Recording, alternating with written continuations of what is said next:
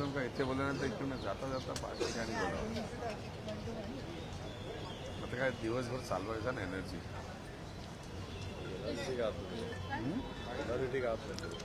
खूपच चालू आहे. पोल्युशन. सर आज बैठक होणार आहे महाविकास आघाडीची, काय काय विषय असणार? नाही, आता निवडणुका आहेत तर निवडणुकाला समोर बघून सगळे पक्ष मिटिंग घेतात. तशीच आज महाविकास आघाडीची बैठक आहे आणि त्यामध्ये सविस्तर चर्चा होणार आहे सभागृहाच्या संदर्भात पण आणि जी समोर निवडणुका येतात त्याच्या संदर्भात पण काय निर्णय आता ज्येष्ठ नेते घेतील त्याच्यावरती आज चर्चा होणार आहे. कुठेतरी समन्वय नाही म्हणून बसतात त्याच्यावरती विचार करतात आणि विचार केल्यानंतरच एक निर्णय घेण्यात येत आहे.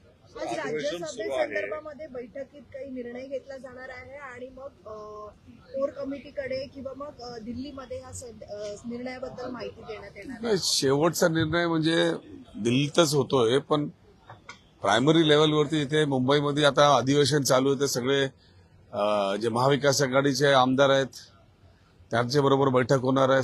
सभागृहामध्ये कसं काय आपल्याला कामकाज करायचं आहे आणि त्यानंतर याच्या संदर्भात पण मीटिंग होणारच आहे ना. त्यामध्ये नवीन काय.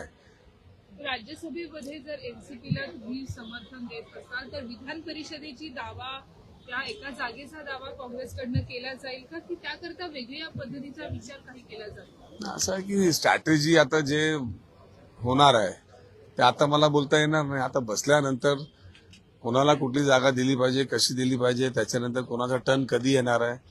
आता 2 जागेसाठी 3 पक्ष आहेत तर एकाला नंतर कधी यावं लागेल, नेक्स्ट टर्न मध्ये त्यांना कोणाला तरी जावं लागेल. हे सगळी गोष्ट सगळ्यांसमोरच आहे.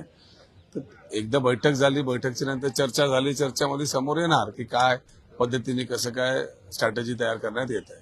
सध्या ड्रग्सचा मुद्दा अनेक नेते जे आहेत सभागृहामध्ये उपस्थित करत आहेत. तसंच जी तरुण पिढी आहे या ड्रग्सच्या विळख्यामध्ये मोठ्या प्रमाणात अडकत चाललेली आहे. मला वाटत आहे की महाराष्ट्रामध्ये ड्रग्स जे आहे ते मेक्सिको सारखा वाढत चाललेलं आहे आणि उत्तरमध्येच तुम्ही काल बघितलं असेल की 1600 करोडपेक्षा जास्तची ड्रग्स जे आहे जप्त करण्यात आलेली आहे महाराष्ट्रामध्ये. आणि काहीच दिवस आधी आमचे योगेश सागर आमदार जे आहेत त्यांनी स्वतः स्टॉलवरती जाऊन जे आहे ना ड्रग विक्री करणारे लोकांना पकडण्याचं काम केलं. पोलीस सोबत होती. जर या पद्धतीने ड्रग्ज मुंबईमध्ये विकला जात असेल म्हणजे पानपट्टीवरती, कॉलेजच्या समोर, शाळांसमोर, रेल्वेमध्ये, बस स्टेशनमध्ये, तर मला वाटतं कुठेतरी नियंत्रण कमी झालेलं आहे. मला वाटतं की पोलिसांना जरा फ्री हँड दिला पाहिजे आणि कारवाई जी आहे ते आणखीन कडक केली पाहिजे. ऑलरेडी प्रोव्हिजन आपल्याकडे आपण काही ठिकाणी एमसीओसी लावलाय. एमसीओसी लावल्यानंतर पण जर हे वाढत असेल तर त्यांची प्रॉपर्टी जप्त करण्याचा प्रोव्हिजन आपल्या एमसीओसी मध्ये आहे. ते अजूनपर्यंत कुठेही लागू करण्यात नाही आलेलं आहे. तर आपल्याला जर ड्रग्जला कंट्रोल करायची इच्छा या सरकारची असेल तर त्यांनी दुबई, सिंगापूर, सौदी यांच्यासारखा कायद्याचा अंमलबजावणी करावं लागेल. कायद्यामध्ये आपल्याकडे प्रोव्हिजन आहे आणि एकदा सरसकट आपण जसा गुटख्यावरती कारवाई चालू केली होती, आज गुटखा कसं काय बंद झालेला त्याच पद्धतीने त्याच्यापेक्षा दुप्पट. कारण आजच्या तारखेमध्ये जर आपण बघितलं लहान लहान मुलं म्हणजे कॉलेजच्या तर सोडा, शाळेच्या बाहेर पण हे सगळं विकलं जात आहे. त्याच्यावरती कठोर कारवाई करणे गरजेचं आहे. सर, राज्य सरकार जे आहे ते लव जिहाद विरोधात कायदा आणण्याच्या तयारीमध्ये आहे.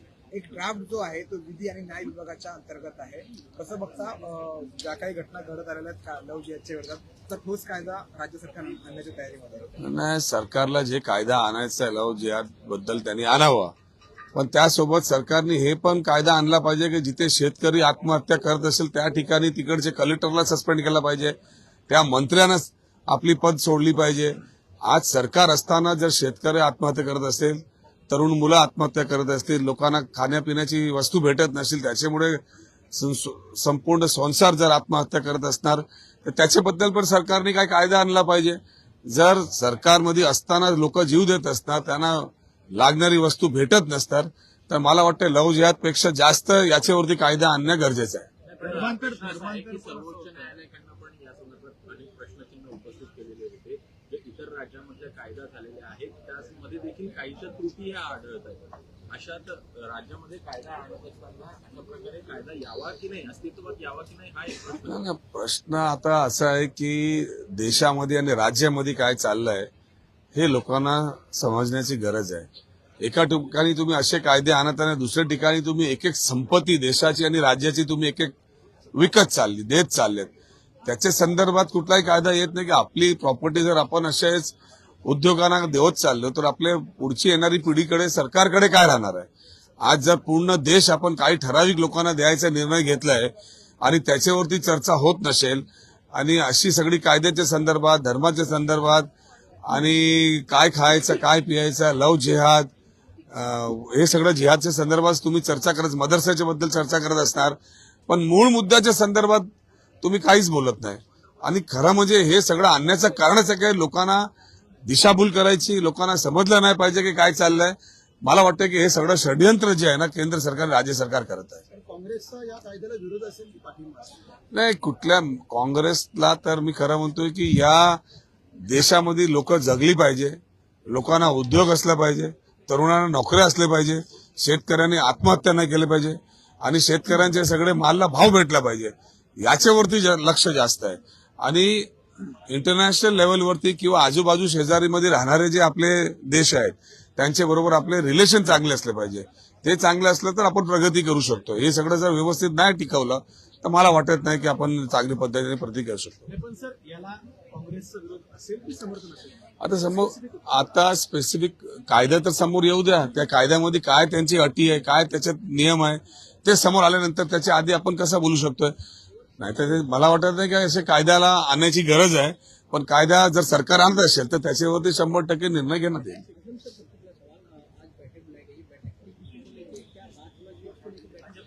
नहीं जब भी महाविकास अघाड़ी आती है एक साथ वो अधिवेशन का टाइम होता है. जब भी अधिवेशन होता है उस वक्त हमारी मीटिंगें होती है. उस मीटिंग के अंदर सभागृह के अंदर कामकाज के बारे में भी चर्चा होती है. आने वाले चुनाव के बारे में भी डेफिनेटली चर्चा होगी. अभी चुनाव का माहौल है राज्यसभा और एमएलसी का चुनाव है तो उसके ऊपर भी जो है बातचीत तो की जाएगी.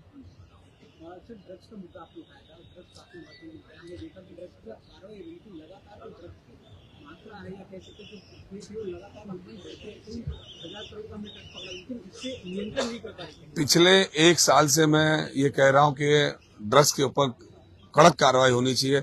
मैंने ही सभागृह में मुद्दा उठाया था कि ड्रग्स बेचने वालों के ऊपर खाली ड्रग्स के एक्ट में एमसीओसी लगना चाहिए और मुख्यमंत्री साहब ने जो है उस कायदे को लाने का भी काम किया और कुछ लोगों को जो है उसके ऊपर अरेस्ट भी कर रहे हैं. लेकिन अभी भी आप देख सकते हैं कि स्कूल के बाहर हो कॉलेजेस के बाहर हो बस स्टॉप हो ट्रेन स्टेशन हो कहीं पे भी ड्रग्स जो है ना इजीली मिल रहा है. और एक दो भारतीय जनता पार्टी के अभी विधायकों ने भी जाके ड्रग्स के यहाँ खुद पकड़ने का काम किया जो स्कूल के बाहर थे जो कि बड़ी शर्मनाक की बात है और राज्य सरकार के लिए और पुलिस के लिए. और कायदे में जब उसमें प्रोविजन है कि भाई जिसके ऊपर आप एमसीओसी लगाते हो उसकी प्रॉपर्टी भी जब्त करना चाहिए उसके सारे जो बैंक के जो पैसे हैं वो भी जब्त करना चाहिए ताकि कोई हिम्मत ना कर सके. जिस तरीके से दुबई सिंगापुर वगैरह में ड्रग्स बेचने वालों पे कार्रवाई होती है उस तरह की कार्रवाई अगर आप इस देश में मुंबई शहर में और महाराष्ट्र में करेंगे तो मुझे नहीं लगता कि कोई हिम्मत करेगा मुंबई शहर में या महाराष्ट्र में ड्रग्स बेचने की. तो महाराष्ट्र में लव जिहाद का कानून को लेकर बीजेपी के लोग मांग कर रहे हैं कैसे देखिए कानून का लगा तो सरकार बात किया इसका विरोध रहेगा. देखिए ऐसा है कि लव जिहाद हो कि भाषा जिहाद हो कि खाने का जिहाद हो ये सब मुद्दे केंद्र सरकार राज्य सरकार में सिर्फ इसलिए लाए जा रहे हैं कि मेन चीजों से जो है वो पब्लिक का ध्यान हटे. ये एक एक करके जो है पूरी देश की संपत्ति कुछ उद्योगपतियों को दे रहे हैं और सारी जो नियम जो बदलने का काम कर रहे हैं इनको देने के लिए उसके ऊपर से ध्यान हट जाए लोगों का. और मीडिया ये सारी बकवास बातें चलाए मीडिया इसी पे फोकस करे. मीडिया उस पर फोकस ना करे कि किस तरीके से पूरे रेलवे स्टेशन दिए जा रहे हैं किस तरीके से पूरे एयरपोर्ट दिए जा रहे हैं किस तरीके से जो है मेन प्राइम प्रॉपर्टीज मुंबई शहर की नहीं पूरी देश की जो है उद्योगपतियों की दी जा रही है. इस पे फोकस ना हो. आजू बाजू की कंट्रियों के साथ जिस तरीके से हमारे रिश्ते होने चाहिए रिश्ते बिगड़ते जा रहे हैं इंटरनेशनल में कहीं ना कहीं हमारा ह्यूमिलेशन हो रहा है उस पर चर्चा नहीं होते हुए ये सब चीजें जानबूझ के इसलिए ला रहे हैं कि उस मुद्दों से लोगों का ध्यान हटे इस पे चर्चा हो और ये देश की सारी संपत्ति लोगों को दी जाए. मदरसा आतंकवाद का अड्डा है. ऑडिट होना चाहिए यूपी और आसाम के तर्ज पर जहां जरूरत है उससे बच करके वापस स्कूल खोलने चाहिए. ये मांग मंत्री जितेश राणा ने उठाया है और कह रहे हैं कि वो सीएम से भी मुलाकात करेंगे. उन्होंने एक कहा कि मदरसों में आतंकवादी बनाए जाते हैं अड्डा है. देखो नीतीश राणे जी एक मंत्री हैं उनको सोच समझ के बोलना चाहिए और अगर वो बोलते हैं तो उन्हें सिद्ध करना चाहिए और सिद्ध नहीं करते हैं तो आप लोगों ने उनसे पूछना चाहिए कि आप राजीनामा कब दोगे. आज अगर मदरसों का इतिहास अगर आप देखने जाएंगे तो आजादी से पहले का अगर आप देखोगे तो यही मदरसों के उलमाए कराम थे, यही मदरसों के बच्चे थे जो झाड़ों पे जो अंग्रेजों ने लटकाने का काम किया था। अगर कहीं पे कोई गलत काम होता है तो उस पर कार्रवाई होनी चाहिए। और रही बात नीतीश जी की तो वीडियो भारतीय जनता पार्टी में आने से पहले आप 5 साल पहले के वीडियो देख लो तो पता चलेगा कि वो किस तरीके से आरएसएस के बारे में बोलते थे, किस तरीके से भारतीय जनता पार्टी के बारे में बोलते थे, किस तरीके से उनकी मानसिकता इस सरकार के अगेंस्ट में थी जिसमें आज वो बैठे हैं। सर मुंबईचा एक प्रश्न सर, मुंबईच्या टोकावर असलेल्या डान्सबारचा मुद्द्याकार विधानसभेमध्ये प्रचंड घातला। लोकशाही मराठीने काही डान्सबार मधले व्हिडिओ देखील दाखवले होते। आता काल रात्री एकंदरीत आपण पाहिलं तर मुंबईच्या बाहेर पनवेलचे सगळे डान्सबार होते ते बंद ठेवण्यात आलेले होते। अधिवेशनापुरती तात्पुरती बंदी दिसते का? पुन्हा डान्सबार मग चालू असतात? हे बघा, कायदा डान्सबारचे विरोधात आणलं, खरं म्हणजे त्या आबांचा सत्कार करतो मी, आठवणी काढतो त्यांची, पण त्याची अंमलबजावणी आता बंद झालेली आहे। अधिवेशनामध्ये कोणी मुद्दा काढला म्हणून सगळं बंद करण्यात आलेलं आहे। जसं अधिवेशन संपलं की अख्ख्या महाराष्ट्र आणि मुंबईमध्ये जे आहे ना ते ऑर्केस्ट्राच्या नावाखाली सगळे डान्स बार चालू आहे। प्रत्येक ठिकाणी कामही होत आहेत, पण डान्स बार मध्ये तातूर मातूरच तुम्ही कारवाई करता ना। ज्या हॉटेलमध्ये चालू आहे त्यांचं लायसन्स तुम्ही जप्त करा, त्यांचं लायसन्स कॅन्सल करा, हॉटेलला सील करा, मग हे कोणी करणार नाही। पण हे सगळं होणार नाही कारण आता पोलिसांना पण काय व्यवस्थित कंट्रोल या सरकारचा त्यांच्यावरती राहिलेला नाही।